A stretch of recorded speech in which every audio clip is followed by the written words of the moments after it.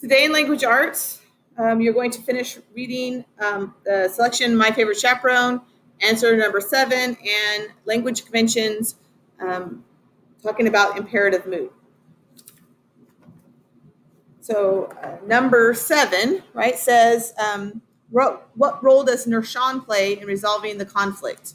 And I just want to kind of clarify, number 5 also talks about the conflict, right? What complications does Maya face as she attempts to resolve the conflict? So see if we can show you my face here for a second. So the conflict in this story revolves around Maya wanting to go to the spring fling dance and the fact that her parents aren't going to allow her because culturally they don't really understand what that means or how important that is.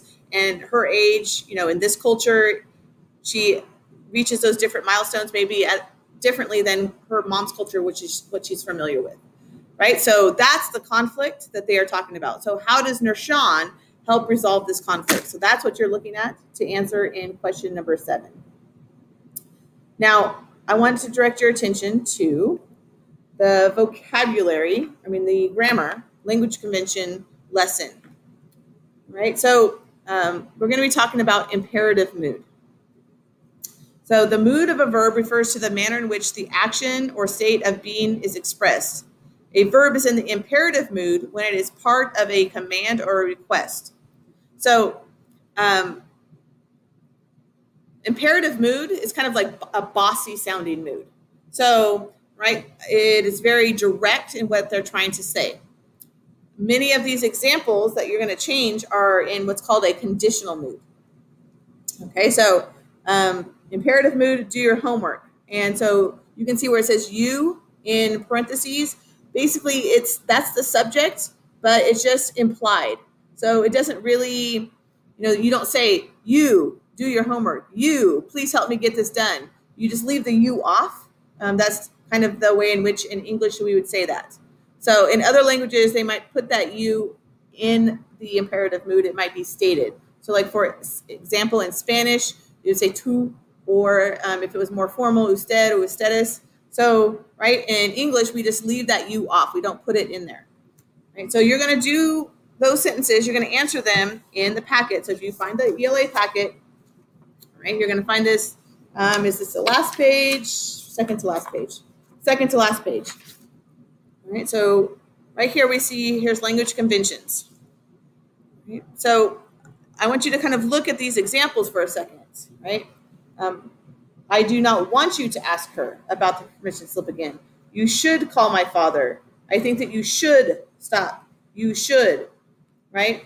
Will you? Would you? So if we look at some of those different examples, so you don't have to write this down, but I just want you to kind of keep in mind. So imperative mood, right, is not the same thing. There's nothing wrong. There's nothing wrong with these sentences.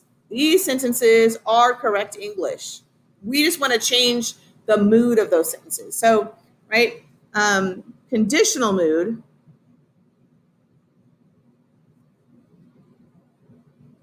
has the words like should or could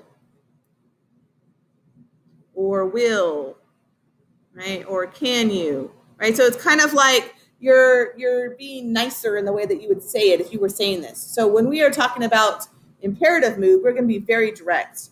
So you're going to rewrite each sentence so that it is in the imperative mood. So it's going to be a command.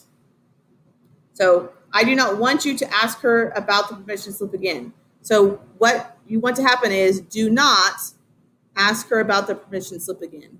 Right? So that is what this sentence is going to be. Do not ask her about the permission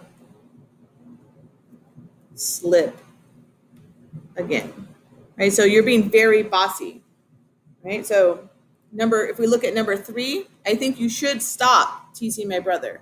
Right? So we don't want should. We just want this. Stop teasing my brother. Right? You're just going to be very direct in your command. So stop teasing my brother. All right.